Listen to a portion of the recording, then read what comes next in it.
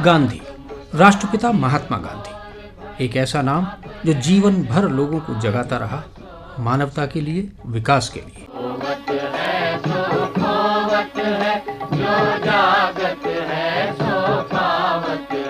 गांधी एक ऐसा नाम जो जगाता रहा दुनिया को अन्याय के विरुद्ध उठ खड़े होने के लिए, मानवीय स्वाभिमान और राष्ट्रीय अस्मिता के संरक्षण के लिए। नींद से अखियां खोल जरा, होगा फिर रब से ध्यान लगा। गांधी एक ऐसा नाम जिसने समाज के सबसे निचले पायदान पर पड़े लोगों को आवाज दी और कहा, उठो, अपने आप पर भरोसा करो, ऊपर चढ़ती हुई सीढ़ियां तुम्हारे कदम चूमने को तत्पर है। शायद यही कारण था कि गांधी की आवाज जहां जहां तक पहुंची, लोग उसका सहारा लेकर तैयार हो गए। संघर्ष के लिए, आत्म संघर्ष के लिए, सामाजिक संघर्ष के लिए, राजनीतिक, आर्थिक और सांस्कृतिक संघर्ष के लिए। लेकिन गांधी जी का दिखाया संघर्ष का रास्ता रचनात्मकता की आधारशिला पर टिका था, और शायद यही वजह थी कि दक्षिण अफ्रीका हो या अपना देश, उनके कदम जहां भी पड़े, करोड़ों लोग उनके पीछे चलने को तत्पर हो गए। सत्याग्रह और अहिंसा के बारे में सुप्रसिद्ध गांधीवादी विचारक और समाज सेवी एस.एन. सुब्बा राव। सिद्धांत बनते गए और वो अनुभव के ऊपर बनते गए। शारीरिक हिंसा भी नहीं करूंगा और उसके बाद अन्याय को सहूंगा भी नहीं, उसका प्रतिकार करूंगा। उस वक्त कोई मुझे कष्ट मिलेगा, कोई भी कष्ट होगा तो मैं सहन कर लूंगा। मारेंगे तो मेरा शरीर को मार सकते हो, और मैं शरीर नहीं हूँ, इस शरीर से बहुत बड़ी एक शक्ति मैं हूँ, क्योंकि मैं उसको पहचान रहा हूँ। एक आदमी ने साथ आवाज दिया तो फिर 3, 4, 5 सब लोग कहने लगे, अच्छा हमारे अंदर कुछ और शक्ति है, उस शक्ति से हम काम करेंगे, इस शारीरिक शक्ति से नहीं। राष्ट्रकवि पंडित सोहनलाल द्विवेदी ने अपनी कविता में जो लिखा, उन्हीं के स्वर में। चल पड़े जिधर दो डगमग में, चल पड़े कोटि पग उसी ओर, पड़ गई जिधर भी एक दृष्टि, गड़ गए कोटि दग उसी ओर। शिर पर निज धरा हाथ, उसके शिर रक्षक कोटि हाथ, जिस पर निज मस्तक झुका दिया, झुक गए उसी पर कोटि माथ। हे कोटि चरण, हे कोटि बाहु, हे कोटि रूप, हे कोटि नाम, तुम एक मूर्ति, प्रतिमूर्ति कोटि, हे कोटि मूर्ति तुमको प्रणाम। युग बढ़ा तुम्हारी हंसी थी, युग हटा तुम्हारी भ्रकुटि देख, तुम अचल मेखला बन भूकी, खींचते काल पर अमिट रेख। तुम बोल उठे, युग बोल उठा, तुम बोल उठे, युग बोल उठा, तुम मौन बने, युग मौन बना। कुछ कर्म तुम्हारे संचित कर, युग कर्म जगा, युग धर्म तना। युग परिवर्तक, युग संस्थापक, युग संचालक, हे युगाधार। युग निर्माता, युग मूर्ति तुम्हें, युग युग तक युग का नमस्कार। तुम काल चक्र के रक्त सने, दशनों को कर से पकड़ सुदृढ़। तुम काल चक्र के रक्त सने, दशनों को कर से पकड़ सुदृढ़। मानव को दानव के मुंह से, ला रहे खींच बाहर बढ़ बढ़। पिसती कराहती जगती के प्राणों में भरते अभयदान। अधमरे देखते हैं तुमको, किसने आकर यह किया त्राण। दृढ़ चरण सुदृढ़ कर संपुट से, तुम काल चक्र की चाल रोक। नित महाकाल की छाती पर लिखते करुणा के पूर्ण श्लोक। कंपता असत्य, कंपती मिथ्या, बर्बरता कंपती है थर थर। कंपते सिंहासन, राज मुकुट कंपते, खिसके आते भू पर। हैं अस्त्र शस्त्र कुंठित लुंठित, हैं अस्त्र शस्त्र कुंठित लुंठित। सेनाएं करती ग्रह प्रयाण, रण भेरी बजती है तेरी। उड़ता है तेरा ध्वज निशान। हे युग दृष्टा, हे युग सृष्टा, पढ़ते कैसा यह मोक्ष मंत्र। इस राजतंत्र के खंडहर में, उगता अभिनव भारत स्वतंत्र। चल पड़े जिधर दो डगमग में, चल पड़े कोटि पग उसी ओर। पड़ गई जिधर भी एक दृष्टि, गड़ गए कोटि दग उसी ओर। गांधी ऐसे महामानव थे जिन्होंने छोटी छोटी बातों को व्यापक संदर्भों से जोड़ा, वो अक्सर कहा करते, हमें हमेशा धैर्य रखना चाहिए, सबसे बड़ा धर्म है सहिष्णुता। ईश्वर को तो मन की प्रार्थना चाहिए, वो तो अहिंसावादी है। प्रभु तो हमें हमेशा अंधेरे से उजाले में ही ले जाना चाहता है। अब हम न समझें तो क्या कहा जा सकता है।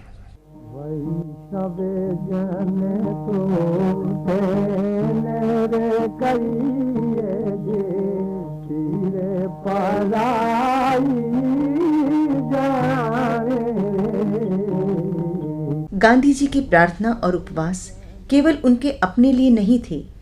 वे चाहते थे कि संपूर्ण राष्ट्र गुलामी के दर्द को समझे और उन जंजीरों को तोड़ने के लिए एक सूत्र में बंध जाए। इसके लिए वे अहिंसा और सहिष्णुता की शक्ति को समझाया करते। वे कहते, मेरा ये विश्वास और अनुभव है कि उपवास और प्रार्थना सच्चे दिल और धार्मिक शक्ति से किए जाएं तो इससे महान फल की प्राप्ति हो सकती है। प्रार्थना का अर्थ ईश्वर से सांसारिक सुख अथवा स्वार्थ साधने की अन्य वस्तुओं की मांग करना नहीं है। प्रार्थना कष्ट सहन करने वाले की आत्मा का गंभीर नाद है, उसका संसार पर प्रभाव पड़े बिना नहीं रहता।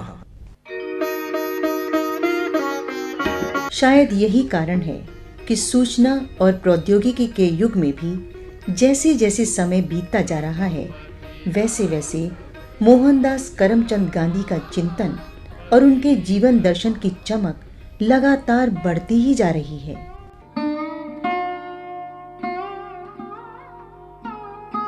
सन 2007 में संयुक्त राष्ट्र संघ ने गांधी जी के जन्म दिवस को विश्व अहिंसा दिवस के रूप में मान्यता प्रदान की थी। इस अवसर पर दक्षिण अफ्रीका के पूर्व राष्ट्रपति डॉक्टर नेल्सन मंडेला ने कहा था, To mark 100 years of Satyagraha, we recently had a conference on Robben Island. Gandhi ji का सत्याग्रह सिद्धांत मूलभूत आर्थिक सिद्धांत है, जिसका पालन गरीबी उन्मूलन और विकास की दृष्टि से महत्वपूर्ण सिद्ध हो सकता है। इसलिए जरूरत इस बात की है कि उसे एक सक्षम हथियार बनाया जाए। इसी अवसर पर बोलते हुए कांग्रेस अध्यक्ष श्रीमती सोनिया गांधी ने कहा, What Mahatma Gandhi called Sarvodaya or the rise of all, which Gandhi ji हमेशा सर्वोदय यानी सभी के विकास को प्राथमिकता देते थे और अक्सर आत्ममंथन किया करते थे, जिससे वो सत्य की गहराई तक पहुंच सके। कई मुश्किलों के हल न निकलने पर भी उन्होंने अपनी इस आदत को नहीं छोड़ा। गांधी जी ने सभ्यताओं के द्वंद्व का हमेशा विरोध किया। भारत सरकार में केंद्रीय रक्षा मंत्री श्री A.K. एंटनी का कहना है, These are a non-violent approach to conflict resolution and peace building. Gandhian philosophy for poverty. Gandhi के सिद्धांत इसलिए महत्वपूर्ण हैं क्योंकि इन पर चलकर भारत जनहित के साथ साथ कानून व्यवस्था का पालन करके न केवल बौद्धिक बल्कि उन्नति के वास्तविक शिखर पर पहुंच सकता है। संयुक्त राष्ट्र संघ द्वारा गांधी जी के जन्मदिन यानी 2 अक्टूबर को विश्व अहिंसा दिवस के रूप में मान्यता दिया जाना प्रतीक है गांधी जी के जीवन दर्शन की वैश्विक स्वीकृति का। 2 अक्टूबर 2008 एक नई गरिमा को लेकर के पूरी दुनिया में आज आया है और ये पूरे विश्व के स्तर पर यूएनओ के द्वारा, सब लोगों के द्वारा, सारी सरकारों के द्वारा विश्व अहिंसा दिवस के रूप में मनाया जा रहा है। आप हैं प्रसिद्ध समाज सेवी स्वामी अग्निवेश। ये हम सब के लिए बहुत ही गर्व की, फख्र की बात है, लेकिन इसका लाभ तब है जब हम अहिंसा को अपनी जीवन और अपनी संस्कृति का हिस्सा बनाएं। गांधी को आज के दिन केवल रस्म अदायगी के लिए मत याद करो कि 2 अक्टूबर है तो एक बार रामधुन गा लें, नहीं, एक बार चरखा काट लें, नहीं, बल्कि उसको उतना ही प्रासंगिक समझो जितना वो अपने जीवन काल में थे, शायद उससे भी ज्यादा, क्योंकि आज आतंकवाद विश्वव्यापी समस्या बन चुका है। हिंसा की संस्कृति हमारे ऊपर थोपी जा रही है। ये उपभोक्तावाद की संस्कृति जो भी है कि और कंज्यूम करो और कंज्यूम करो, नेचर का, प्रकृति का दोहन करो, शोषण करो, ये भी हिंसक संस्कृति है। कम से कम में गुजारा करना, सादा सरल जीवन व्यतीत करना, मिल करके बांट करके खाना, ये अहिंसा की संस्कृति है। महात्मा गांधी आज प्रासंगिक हैं इसीलिए हम आज उन पर बात कर रहे हैं। ये हैं विख्यात व्यंग्यकार प्रेम जन्मेजय। और मुझे लगता है कि गांधी अपने समय में उतने प्रासंगिक नहीं रहे जितने आज उनकी आवश्यकता है। जिस तरह का हमारा चारों तरफ का वातावरण बन रहा है, चाहे वो सामाजिक दृष्टि से देखें, चाहे धार्मिक दृष्टि से देखें, चाहे आर्थिक दृष्टि से देखें, वो गांधी की सोच जो उनके समय में थी उसकी आज हमें बहुत आवश्यकता है। और जब जब सत्य और अहिंसा और विशेष रूप से अहिंसा की आवश्यकता हमें पड़ेगी, गांधी को हमारे सामने होना ही होगा। जिस तरह से हमारे आज के भारत में, वैसे तो एक ये आतंकवाद जो है पूरे विश्व की समस्या है और विश्व का हर देश उसको अपने तरीके से निपट रहा है, पर जिस तरह से हमारे यहाँ सांप्रदायिक सद्भाव को बनाते हुए इस आतंकवाद के साथ लड़ा जा रहा है, जिस तरह से अहिंसा को लेते हुए और किस तरह से जो है इस आतंकवाद को समूल नष्ट करना है, क्योंकि आप हिंसा से हिंसा को ही पैदा करते हैं। हिंसा से निपटने का एकमात्र साधन अहिंसा ही है। और आज गांधी के समय में जिस सांप्रदायिक सद्भाव की आवश्यकता थी, जिस तरह से विभिन्न धर्मों को एक दूसरे से मिलने की आवश्यकता थी, जिसके लिए गांधी ने गोली खाई, जिसके लिए गांधी जो है निरंतर संघर्ष करते रहे, मुझे लगता है कि आज भी उसी संघर्ष की आवश्यकता है। आज भी गांधी के उन मूल्यों की आवश्यकता है, अन्यथा ये देश जो है वो टुकड़ों में बंट सकता है। दिल्ली विश्वविद्यालय के प्रोफेसर हरीश नवल मानते हैं, जिस किसी कारण से भी बर्दाश्त करने की ताकत बहुत कम होती जा रही है। ऐसे में हमें अपना मन, अपना स्वभाव, अपना एटीट्यूड वैसा ही बना लेना चाहिए जैसे किसी गांधीवादी का होता था। यदि हम गांधी जी का वो परिदृश्य अपने सामने लाएं, कितनी अधिक सहन शक्ति, कितनी अधिक मर्यादा, कितनी शालीनता का तकाजा था, और आज हम छोटी सी बात भी सहन नहीं कर पाते। और जहाँ तक बड़े अर्थतंत्र की बात है, तो आज जो गांधी जी का अर्थशास्त्र है वो बहुत याद आ रहा है। जिस तरह से बाजारवाद का प्रभुत्व बढ़ता जा रहा है, जिसके परिणाम अच्छे नहीं है, वो सारा अर्थतंत्र जो गांधीयन इकोनॉमिक्स के नाम से दुनिया ने अपनाया, कई देशों ने उसको लागू करने की इच्छा व्यक्त की, वो आज हमारे अपने भारत देश के लिए बहुत सामयिक लग रहा है। फिर हमें लगता है कि जैसे हम एक नेतृत्व विहीन समाज में जी रहे हैं, कि हमारे पास धनुष तो है, बाण भी हैं, लेकिन लक्ष्य नहीं है। तो लक्ष्य देने का कार्य के लिए भी लगता है कि जैसे गांधी की वो दृष्टि चाहिए।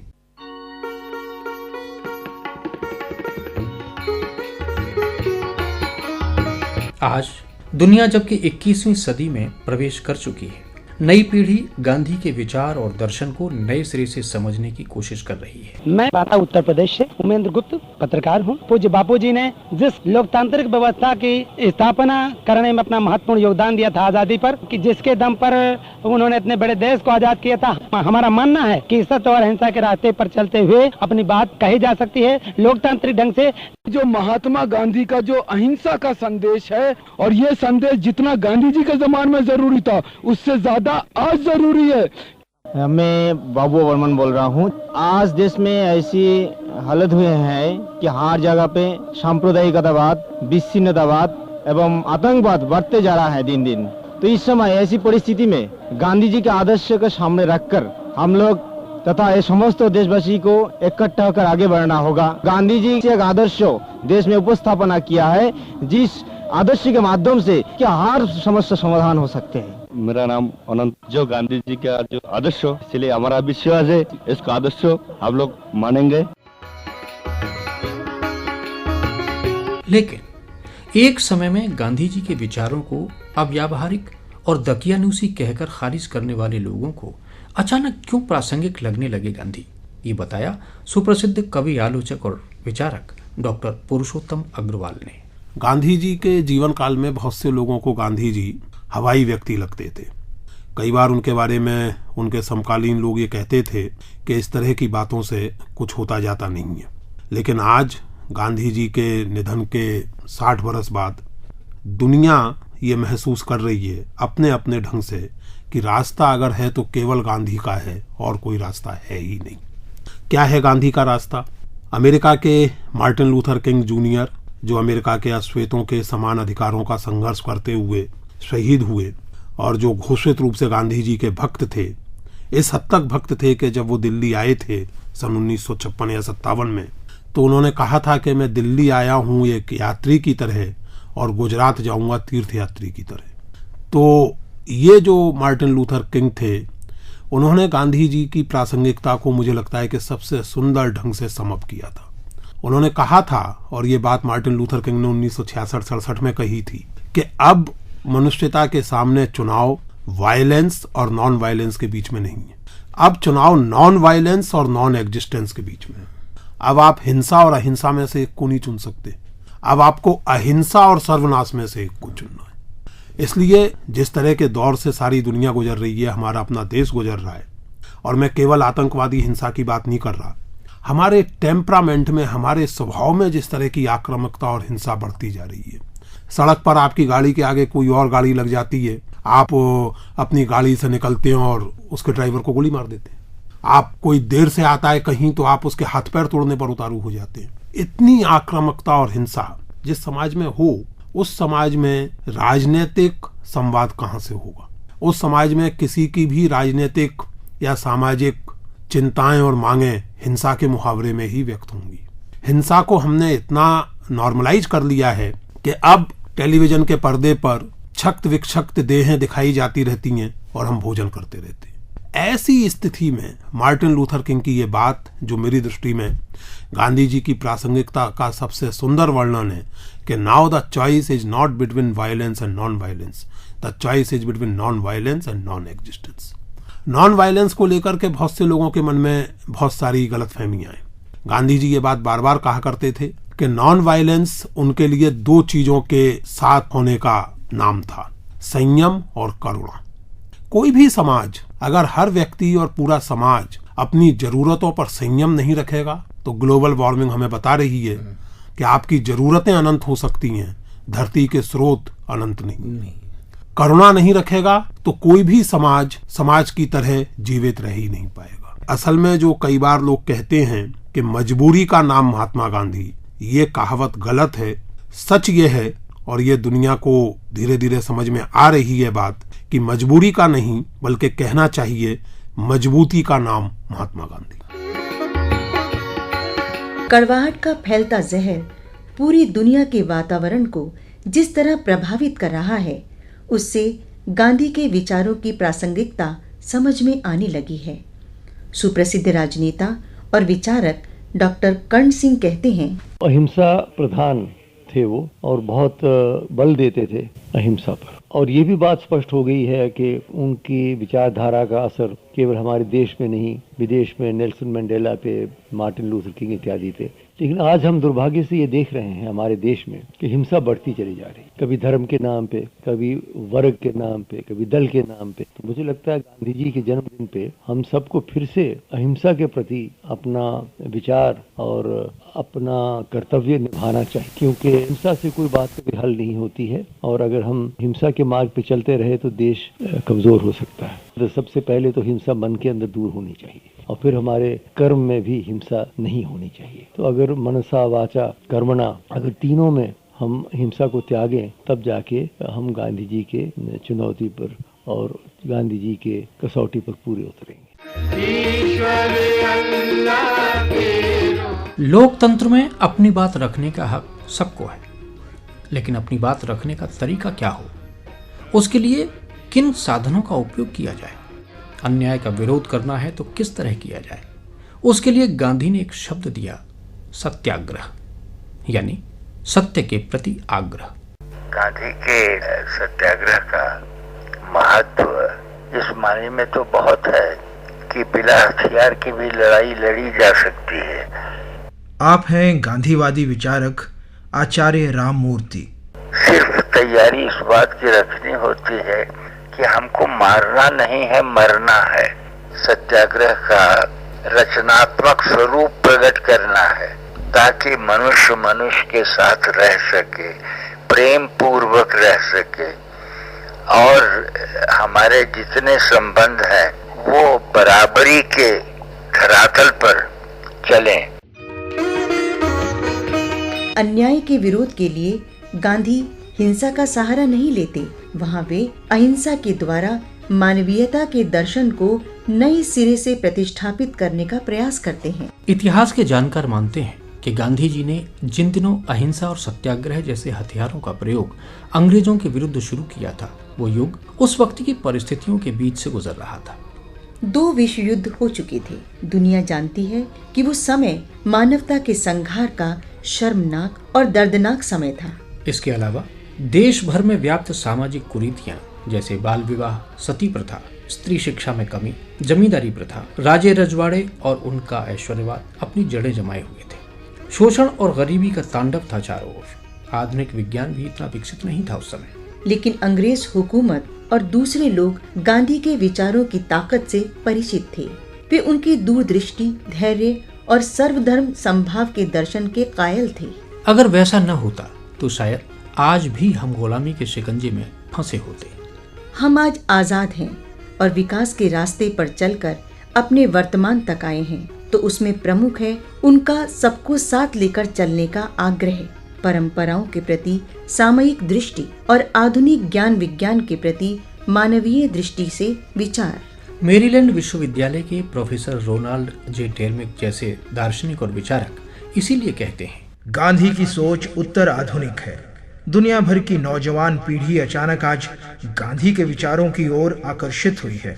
खासकर वो नौजवान उनसे अधिक प्रभावित हुए हैं जो दुनिया को बदलने का संकल्प लेकर आगे बढ़े हैं। विकास होता है तो समस्याएं भी आती हैं। समस्याओं के समाधान के प्रयास दुनिया अपने सामाजिक ताने-बाने, परिवेश, मानसिकता और व्यवहार्यता के आधार पर करती है।